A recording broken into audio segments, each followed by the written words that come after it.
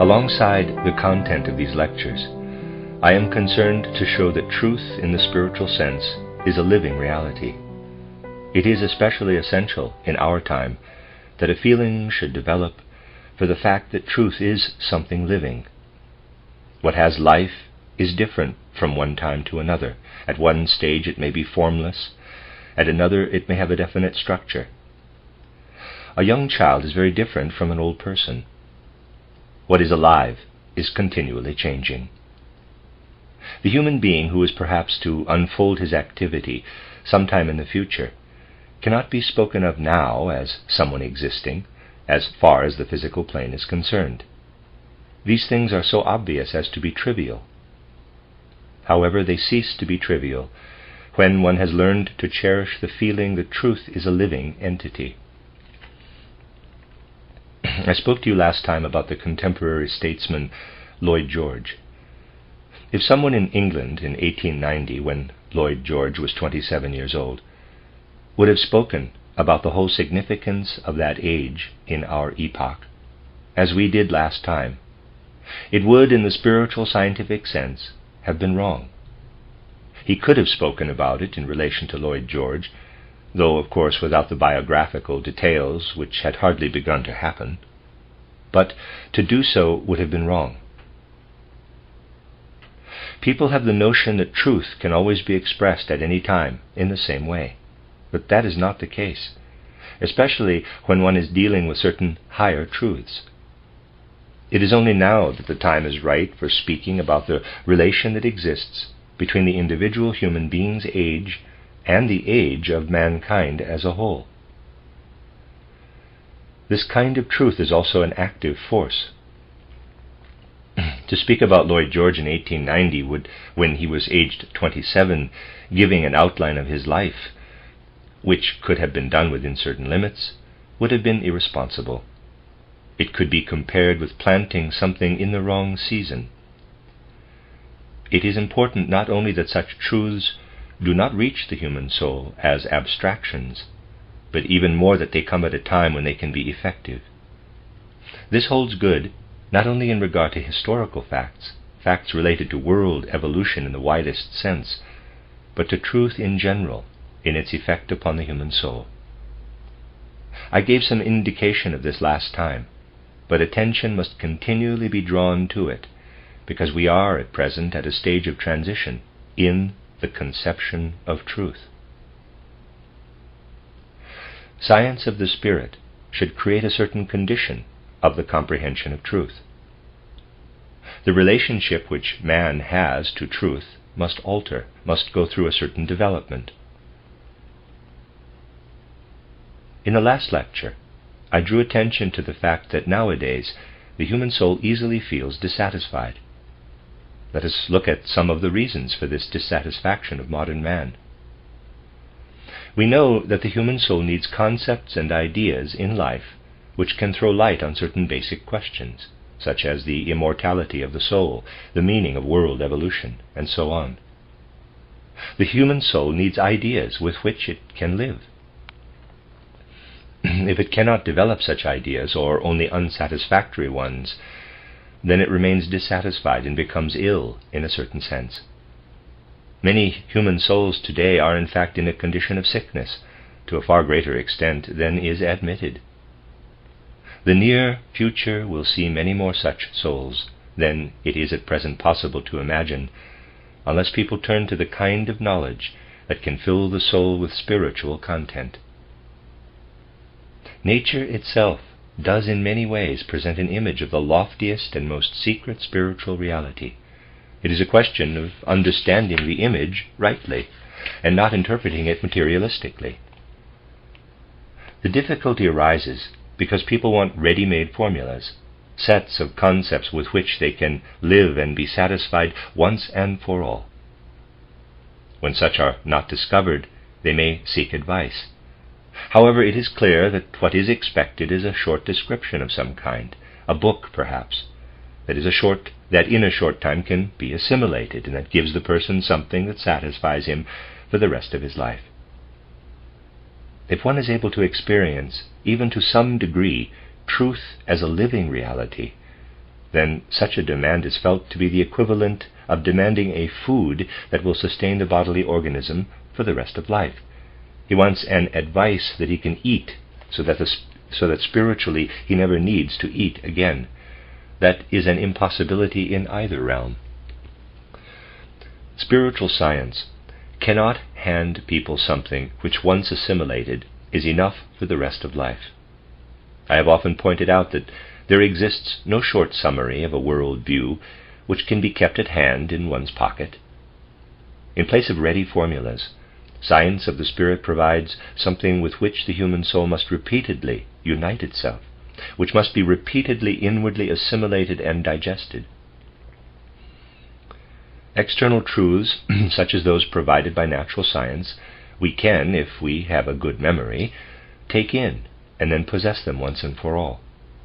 That is not possible with spiritual scientific truths, the reason being that the truths of natural science are lifeless concepts. The laws of nature are dead once they have been formulated into concepts, whereas spiritual scientific truths are living concepts.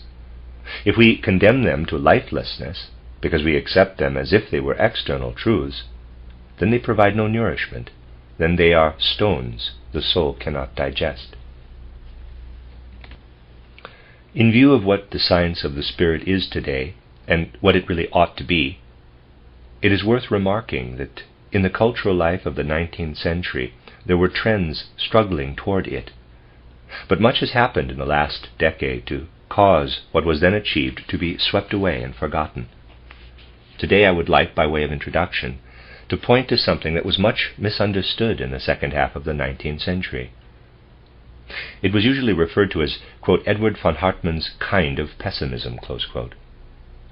However, the fact is that his pessimism is not meant the way it was usually interpreted. People set out from the fixed notion that pessimism means a view that considers the world to be less than perfect, having many unsatisfactory aspects, being in fact quite bad. That view can never do justice to Hartmann's pessimism, but it was usually assessed in the light of this general view. Today it is still difficult to clarify this issue, which deals with something basic and deeply rooted in the human soul. Today every child is taught at school about the impenetrability of bodies. When the teacher asks, quote, what is impenetrability, close quote, the children have learned to answer, quote, impenetrability is the property by virtue of which two bodies cannot occupy a place at the same time, close quote, which is true of physical bodies. But today no one imagines that it is a sentence which one day will have to be unlearned, or rather to be interpreted differently. Here I shall only indicate what the issue is about. The day will come when the sentence will no longer run, impenetrability is the property by virtue of which two bodies cannot occupy the same place at the same time. Rather, it will be said, entities whose property is such that when they occupy a space from which other entities of the same kind are excluded are physical bodies. Thus the basic definition will be different. The day will come when the approach will no longer be dogmatic, but based on reality. Much is said nowadays about old dogmas being superseded. The future will prove that there never was an age more steeped in dogmas than our own. Our sciences are stuffed with dogmatism, even more so are public opinions, not to mention political views. If we take a positive view of pessimism, for the moment that of Edward von Hartmann, we shall discover what follows. He says, many people strive for happiness. They want instant inner contentment, which they call happiness. But that can never be the foundation, in a higher sense, for an existence worthy of man. Striving merely for one's personal satisfaction can only lead to isolation. It is bound to lead to a greater or lesser degree of egoism.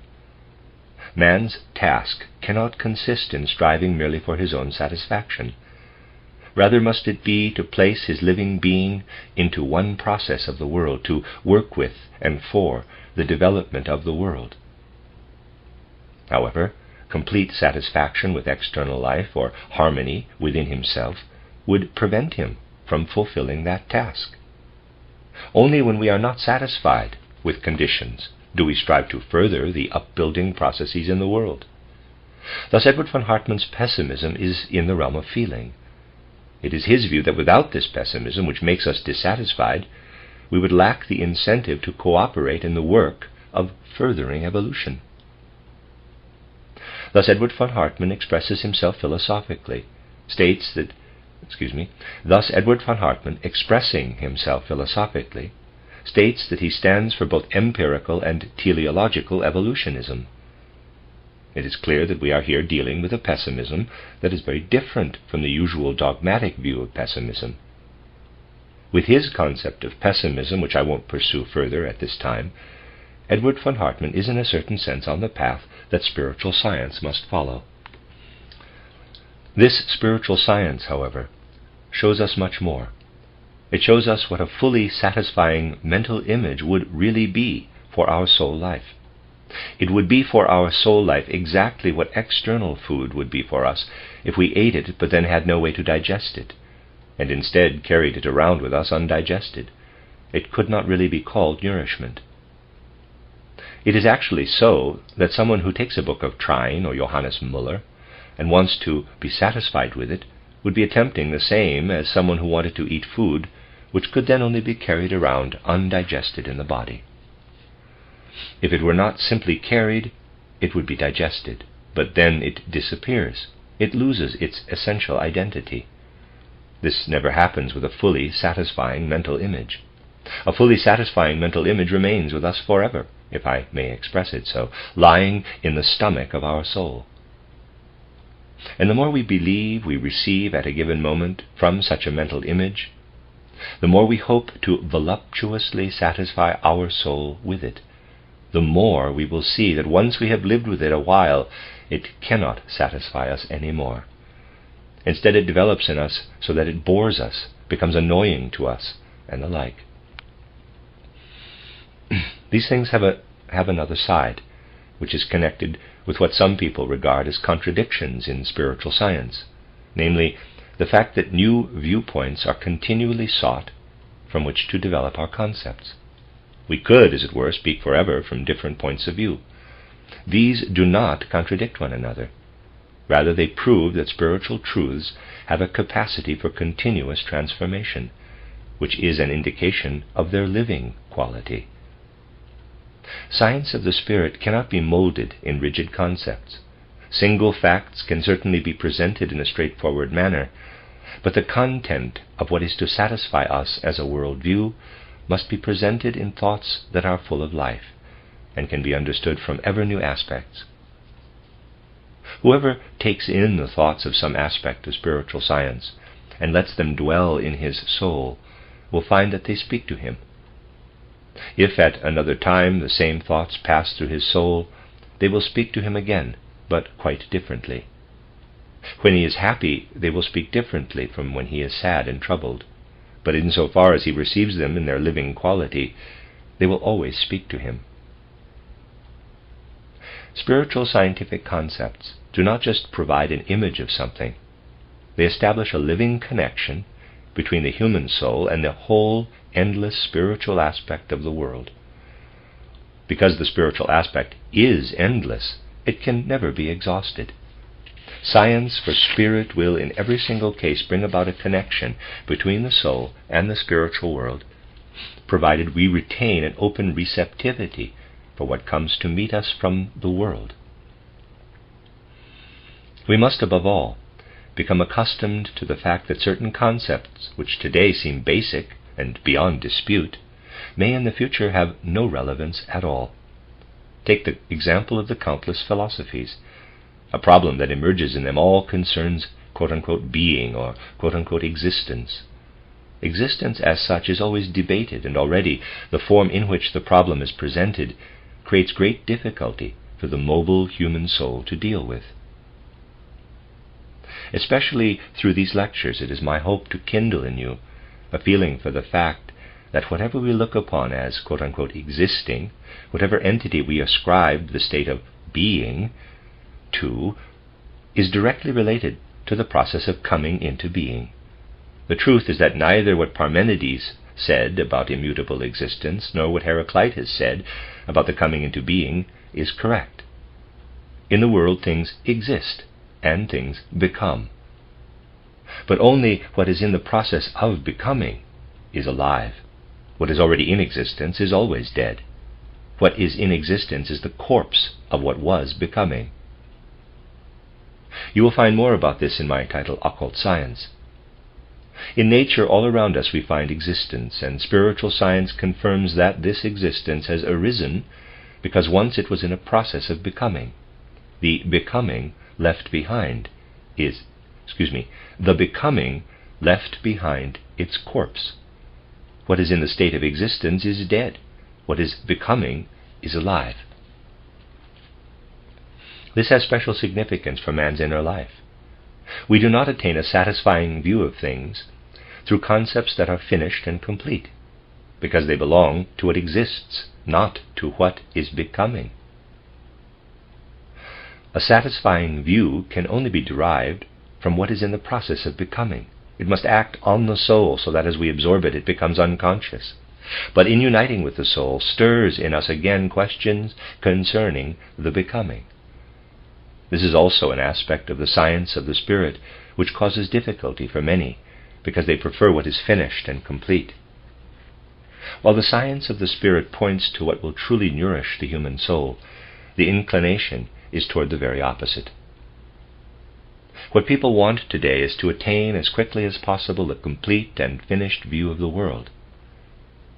Much of what comes to expression as inner disturbances and dissatisfaction will be alleviated only when, instead of demanding finished truths, our interest awakens for participation in the coming into being of truth. Certainly truths must be clearly defined, but what is expressed in finished concepts always refers to something that belongs to the past. However, the truths deposited, as it were, by the past we can absorb. By so doing, they live in us, and we can in this way participate in truth. All this is going through a process of transformation in our time, which shows itself in the extreme polarity between Western and Eastern Europe. We in Central Europe are placed in the middle of this polarity. The Western pole has already reached hypertrophy, over-ripeness. The Eastern pole is only just coming into being. It has hardly reached the embryonic stage. It is very important that we be clear about the fact that what shows itself as strange and chaotic conditions in Eastern Europe is very little understood in Central Europe and not at all in Western Europe. How many discussions are not going on about the nature of the Russian people, about what is happening in Eastern Europe? Recently I read about an opinion put forward by a gentleman who no doubt thinks himself very clever, that the Russian people are going through a stage resembling the one Central and Western Europe went through in the Middle Ages. At that time there was, he said, in Central and Western Europe, more faith, more of a kind of dreamy, mystical attitude, just as there is now in Eastern Europe. Thus Eastern Europe must be passing through its Middle Ages, whereas in the rest of Europe reason and intellect, and with it the natural sciences, have meanwhile progressed. The Eastern Europeans will have to catch up with all this development. None of this has any bearing on reality. The truth is rather that the Russian is by nature mystically inclined, but this mystical inclination is at the same time intellectual. What meets us here is intellectual mysticism, or mystical intellectualism, that is, an intellect that expresses itself mystically. And that is something which never existed in the rest of Europe. It is something quite new. New in the same sense as a child is new when compared to an old man, perhaps his grandfather, whom he will come to resemble. It is so important that modern man wakes up and recognizes these things, instead of passing them by in a state of sleep. To understand the polarity of Western and Eastern Europe is, in particular, for Central Europe, a pressing necessity. Unless attempts are made to understand it, the chaos that exists at present will not be overcome. It is rather difficult to become altogether clear about the contrast between Eastern and Western Europe, basically because what comes to the fore in the West is in a sense too mature, whereas what appears in the East has, as I said, hardly reached the embryonic stage. Yet we must try to understand. We have in Western and also in Central Europe what might be called a specific kind of superstition, which does not exist in Eastern Europe, or when it appears there, it is an adoption from the West. This superstition, so prevalent in Western and Central Europe, is, to put it bluntly, concerned with the printed word, with everything to be found in books. This may sound somewhat grotesque, but it does illustrate what encompasses a whole complex of cultural attitudes. In the West, we cling to what can be pinned down and put into print. We place the greatest store on what we can objectify by detaching it from the human being. To do so is regarded so highly that our libraries grow into gigantic monstrosities, immensely appreciated more particularly by those working on some branch of science. However, there is another reason why libraries are so appreciated. They keep in storage thoughts which have become divorced from their human source. A sum of such thoughts we call liberalism. When a group of people profess them, it is called a liberal party. A liberal party is what results when, over a number of human beings, a liberal theory is spread like a spider's web, that is, what can be preserved in books. The same applies to many other things. The superstitious belief in theories leads to the attitude that for things to be dealt with efficiently, they must first be pinned down in this way. In the West there has emerged in quick succession a whole number of theories such as liberalism, conservatism, and others, and also wider, more universal theories preserved in books such as Proudhon's and Bellamy's Utopias. These things become more numerous the further west we go. Central Europe has produced comparatively few such utopias, strictly speaking, none. Some may have appeared in Central Europe because these things get transferred, but they are all products of the Anglo-Saxon and Latin races.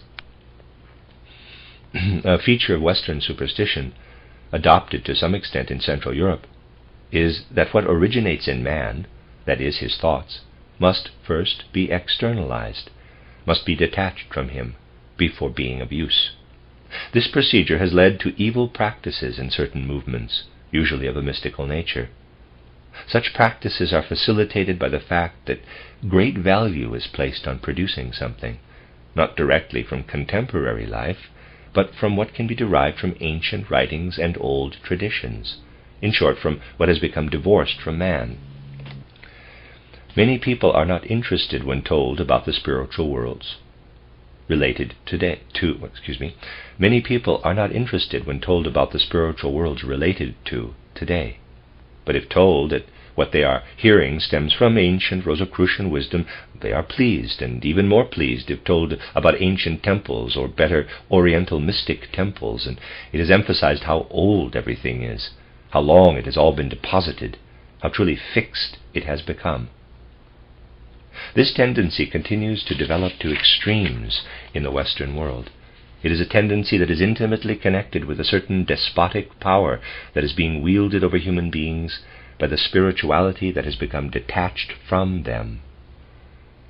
The spiritual element that has become independent exerts its power, in the last resort, over man's elemental forces.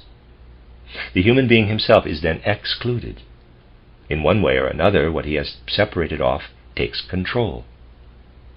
Furthermore, what has in this way been thrust into the world seeks materialization. It does not just seek to be understood in a materialistic sense, but actually to materialize. The Western world has already gone a long way in this respect. The phenomena are there, but no attempts are made to understand the inner laws that govern them. However, they exist, and the day is not far off when man will regret that he did not seek knowledge of them. A former commoner, known today as Lord Northcliffe, is a British newspaper magnate, and he is on his way to becoming one in America.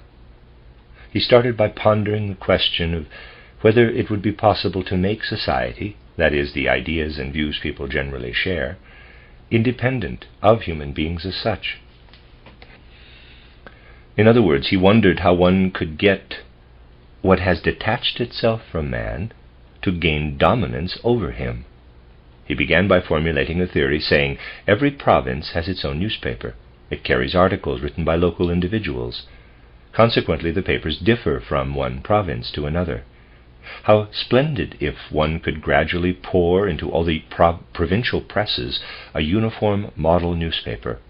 One could establish a central office which collected all the best articles on chemistry, written by famous chemists, all the best written on physics by eminent physicists, all the best on biology by famous biologists, and so on.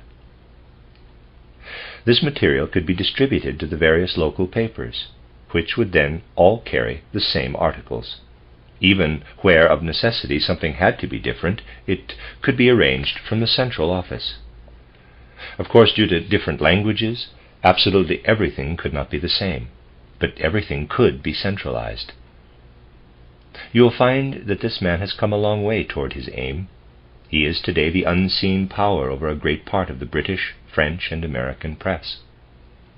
Certain newspapers in Britain, France, and America carry nothing that has not been issued from the same central office. Those newspapers which are still independent have to fight for survival, faced with competition from all that flows through his channels. His real aim is to get rid of everything that is not issued from one and the same source.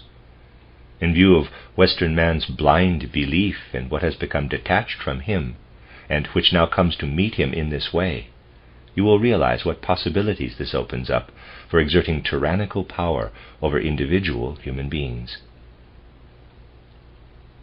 People in Eastern Europe have a natural inclination to restore to the individual his full human dignity and independence. Their inclination is toward overcoming what has become entombed in the printed word and replacing it by man himself.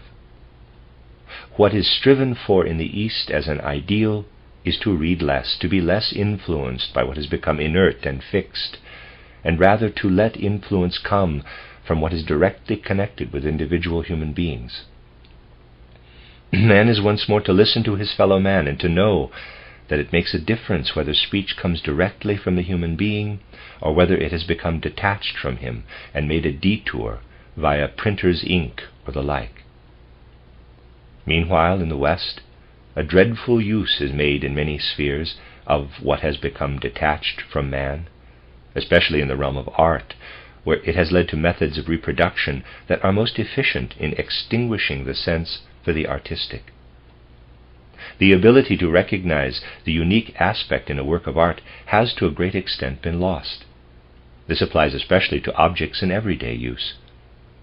When objections are made to this modern malady, they are not met with much understanding. You may have noticed that some of the ladies present are wearing rings or other ornaments, every item different, because value is placed on individual design, and on the fact that a connection exists in the ideal sphere between the object and the person who made it. At a time when everything is mass-produced, that is, has become detached from man, has been objectified, there is not much understanding for such things. The intention behind much that is developed in our time really springs from this tendency, although it may be thought that things are done from preference. On the other hand, what is preparing in the East is based on what is individual, on enhancing man's intrinsic value, though as yet this tendency is only in the earliest embryonic beginnings. Marxism, I could just as well choose a number of other examples, originated in the West. But what is Marxism? It is a theory which represents, in conceptual form, a social structure within which all human beings are supposed to live together in harmony. To the spiritual outlook gradually preparing in the East, it will seem an absurdity that a theory of this kind, supposed to have universal validity, could ever have been spun out. It will be recognized that it is impossible to decide in an arbitrary manner how people are to live. That is something which each individual must determine for himself, just as people's lives within a community must be worked out between the people themselves. What is preparing in the East is creative individualism, I hesitate to use yet another stereotyped phrase, but no other possibility exists than to make use of certain concepts.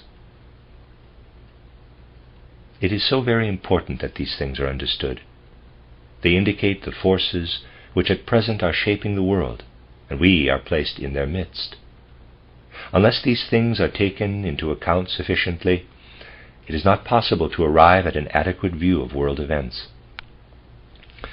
For example, without such insight, it is not possible to recognize what is behind the fact that Lord Northcliffe bought up not only British, American, and French newspapers, but a Russian one as well.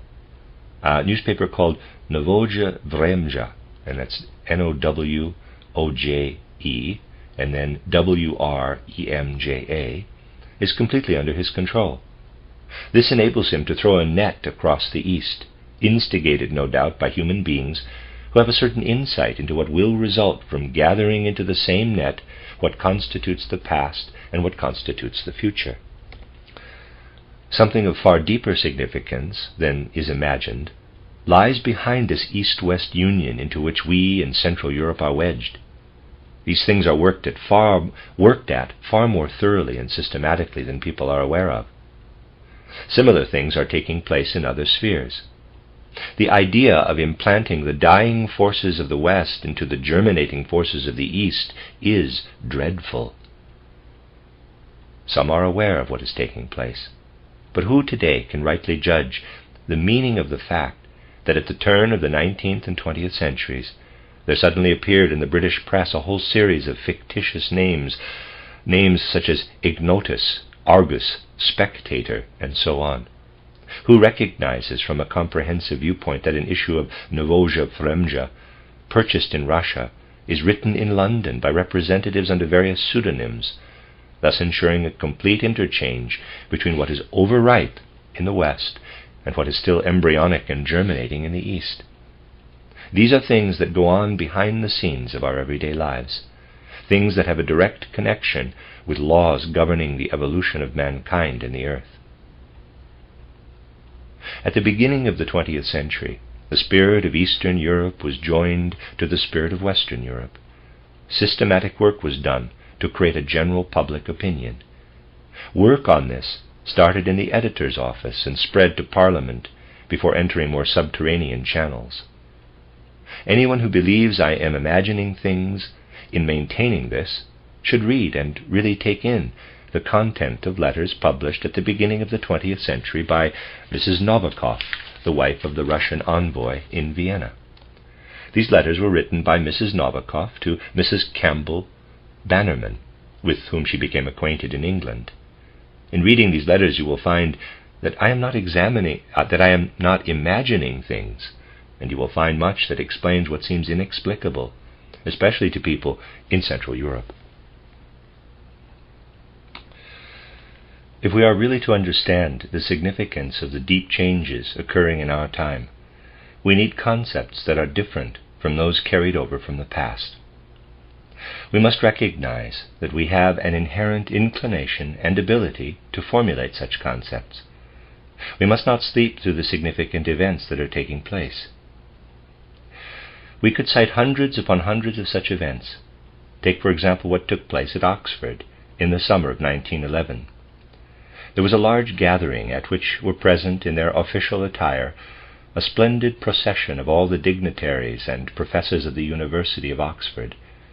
They had gathered because Lord Haldane was to deliver a speech. You must bear in mind that this is the Secretary of State for War giving a speech, and his subject.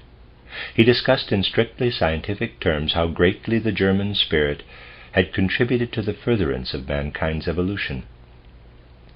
He stressed that it had demonstrated that civilization is furthered not through brute force, but rather through moral and ethical influences.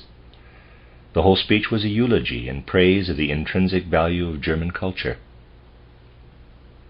Once war had broken out, Lord Haldane fully agreed with and even emphasized the view that the German spirit came to expression mainly in militarism that created hell for the rest of the world. Yet that same Lord Haldane had, in his youth, while in Göttingen, sat in reverence at the feet of the philosopher Lotze, who had written some fine books entitled Education and the State, and one entitled A Path to Truth. That same Lord Haldane had in beautiful words spoken about the difference between Hegel and Goethe. He pointed out that while Hegel said that we would be able to hear nature express the highest secrets if we only had the sense, Goethe made a still loftier saying, the foundation for his whole worldview, namely that if nature could actually express everything man needs to hear, then she would have had the ability to speak. A deep meaning is contained in these words. They imply nothing less than that Goethe professed true spiritualism, for if nature contained all there is in the world, then she would reveal it to us. The fact that she does not proves that there is more. There is something beyond nature, namely the spirit. All this Haldane had been able to express because of his experience of German cultural life. Yet, like hundreds of other instances, we see him suddenly change. These phenomena are not of a kind that can be brushed aside with trivial remarks like, "Once peace has been signed, all these things will even out." Many people do believe that. But what is needed is a fundamentally different approach. The basis for this approach we do not even have to acquire. In a sense, we possess it already. And if we have the will, we can act accordingly. We in Central Europe have by nature the ability, if we would only exert it, to look with understanding toward both the East and the West. What we must do is overcome the habit of approaching things, especially spiritual science, theoretically. We must enter into it with all our heart, with all the inner forces at our disposal. Allow me for a moment to turn to something of a personal nature. After all, we know one another, and these things concern us all. As you know, I have written about Nietzsche, and from my book you will have seen that I value and admire him greatly. Lately, when lecturing in various places, I have expressed my respect and admiration for the Swabian aesthetician Friedrich Theodor Fischer. I also mentioned the fact that he was among the first to whom I turned after I had, for 30 years, been concerned with laying the foundation for what I now call the science of the spirit. He was the first to approach me in saying, "Your conception of time is a most fruitful foundation on which to build up a science of the spirit." As I said, I respect Nietzsche, and I tried to do him justice in my book titled Friedrich Nietzsche, Fighter for Freedom. I also respect Fischer. But how do the two regard each other? You will find that Nietzsche wrote an interesting passage on Fischer. He also coined the much-used expression, quote, bourgeois Philistine, close quote, which is what he called David Friedrich Strauss, the author of, quote, Life of Jesus, entitled The Old and the New Faith. Fischer was a great admirer of David Friedrich Strauss, a remark I add merely by way of explanation. Concerning Fischer, Nietzsche had the following to say, quote, "Lately the assessment of an idiot concerning historical facts has been circulating in German newspapers, to the joy of the pale aesthetic Swabian Fischer. This assessment, to which every German will agree, is the so-called quote-unquote truth, that quote, Renaissance and Reformation, aesthetic rebirth and moral rebirth must be taken together to form a whole, close quote. Such a sentence," and this is a continuance of the quote, "such a sentence tests my patience too far. I feel it to be my personal duty once and for all to tell the Germans what they all have on their conscience. 4 centuries of crimes against culture, that is what they have on their conscience." Close quote. Thus it is possible to have respect for both personalities and their philosophical approaches, but one calls the other an idiot. That does not in the least alter my regard and respect for them both. I do not feel obliged to swear by the one or the other when I acknowledge what they have to say. Nor do I feel obliged to make whatever view each has of the other my own. I accept that that is his view, just as I accept that the gentleman sitting across the room will have a different view of the pile of books in front of me than I have. Judging things from one aspect only is a common tendency, which some develop to a remarkable degree. That is something that has to be reckoned with. There is the example of what Hölderlin puts into the mouth of Hyperion in his quote, Hyperion in Greece, close quote. It is so interesting because As those will be aware of who know Hölderlin, he identifies with Hyperion. The views expressed by Hyperion are his own. The Germans he describes as follows: "They always were barbarians, right from ancient times, and became more so through diligence, learning, and even religion. Completely devoid of pious feelings, lacking every grace, subject to every excess and shabbiness, insulting to a fine soul, dull and without harmony like the fragments of a discarded vase, these, my Bellarmine, were my comforters. These are hard words, and yet I say them because they are true. I cannot think of any people more torn apart than the Germans. You will find artisans, thinkers, priests, masters and servants, young folk and mature ones. All these you will find, but no human beings." One can imagine authors of the Entente wanting to copy such a passage. But there is another important aspect. The same Hölderlin who had these convictions also called Germany the heart of Europe. In other words, he was capable of having both views. We must be able evermore to recognize that not only is it possible, but it is also a deeply rooted disposition in man. If one clings to the abstract opinion that it is contradictory to hold different views about the same thing, one is clinging to one-sidedness. The views and outlooks that led to the greatness of Western Europe are no longer capable of understanding what is beginning to evolve in Eastern Europe. The day will come when, to the people of Eastern Europe, it will seem incomprehensible that one should not be able to have two completely opposite views of something. Many-sidedness is what is developing in the East, and it will seem obvious that to understand things one must view and describe them from all sides. All this is connected with what I began with today, the necessity to attain a new relationship to truth. An essential aspect of this is the recognition that our life of thinking, that is, our life in mental pictures and concepts, is already a life in the spirit.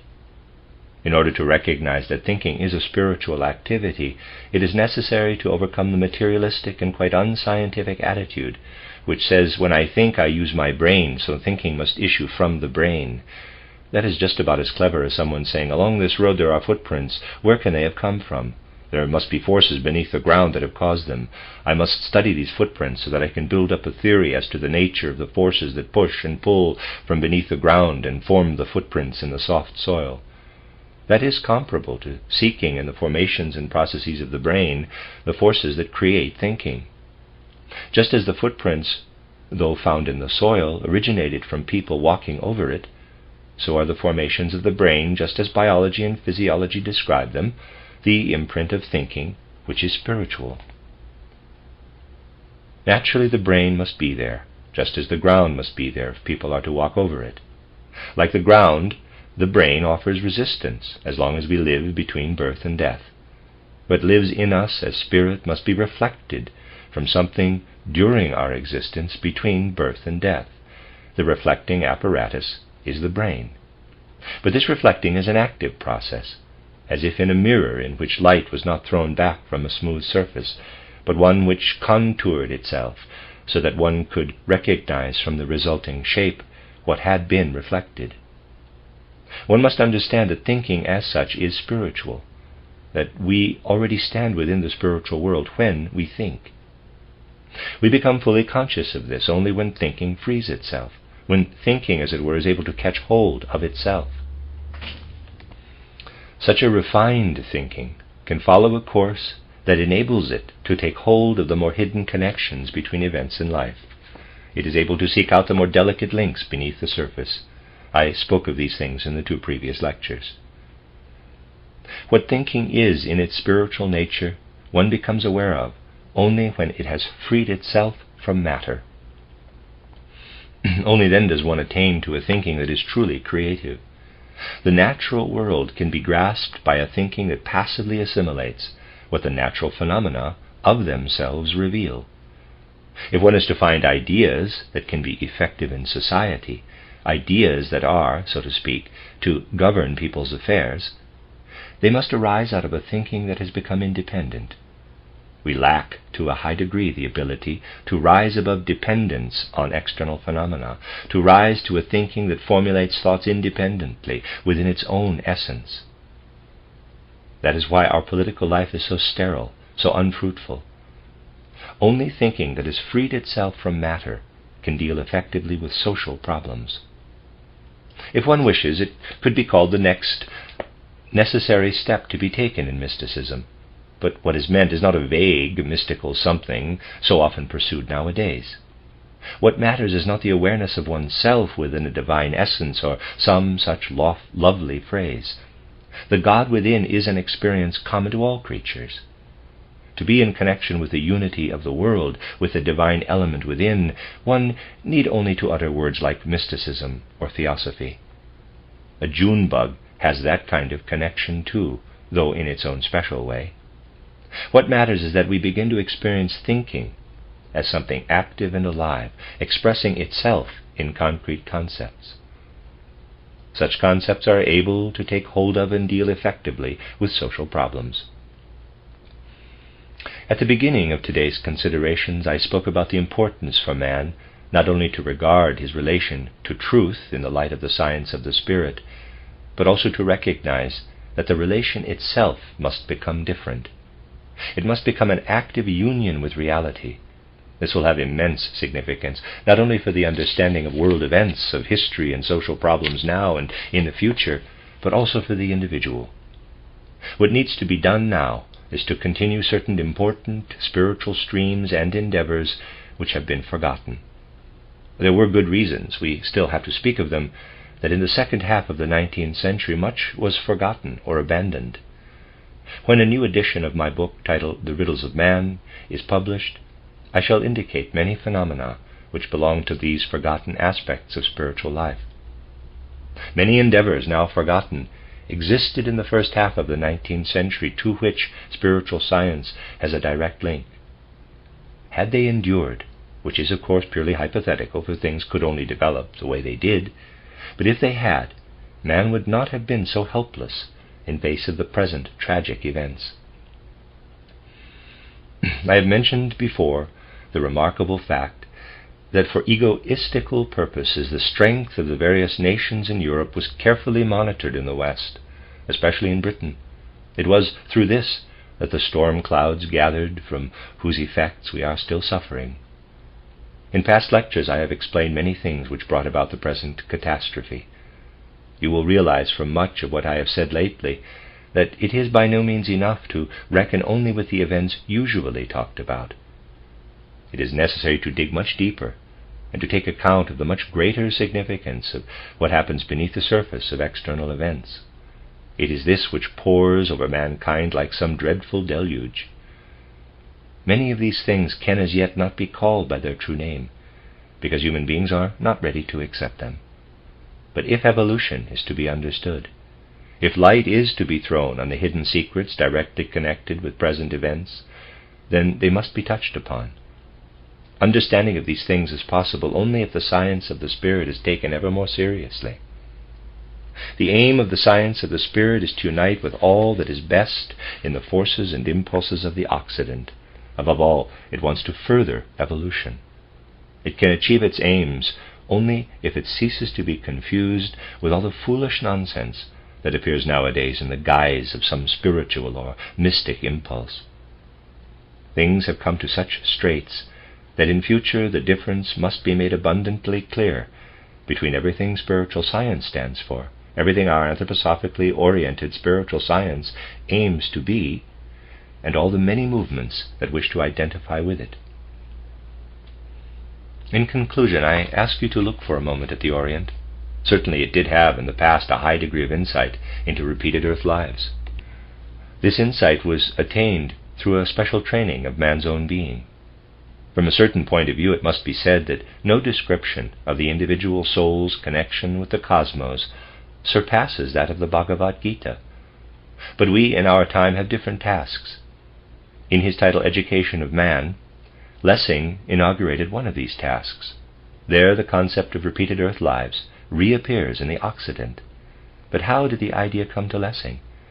He knew, of course, that it had been a teaching among primitive peoples. But the idea came to him while contemplating the consecutive epochs in mankind's evolution and noticing how one epoch develops out of the preceding one. He considered that the reason no break in evolution occurred between the epochs could only be because human souls themselves carried the forces and capabilities they had attained over from Epoch A to Epoch B to Epoch C, etc. Just think if our souls were present back in darkest antiquity and continued to incarnate again and again. That would mean that we ourselves have carried over from antiquity right up into our time what runs like a thread through the whole of history and evolution. Then human beings themselves would have created the various epochs. History gains sense and meaning when it is recognized that the human souls themselves carry over impulses from one epoch to the next. Through such a comprehensive historical survey, the idea of repeated earth lives came to Lessing, not as in the Orient, from the individual human soul. Historical thinking and history in its highest sense, that is the task of the Occident. However, this requires that we recognize it in every moment. History confronts us when individual facts unite in the understanding of the different ages of man. We have history when a child stands before an aged person. Here we grasp the historical sense by recognizing that the old person was once a young adult and before that a child. What is consecutive in history can also appear side by side in space. Eastern, Western, and Central Europe, though next to one another in space, can be understood only when also seen in a historical sense as following one another. This, of course, must be done in the right way. These tasks stand before each one of us. When we widen our horizon to encompass such matters, we shall, in our living relationship with what is around us, attain that gratification for which our soul longs.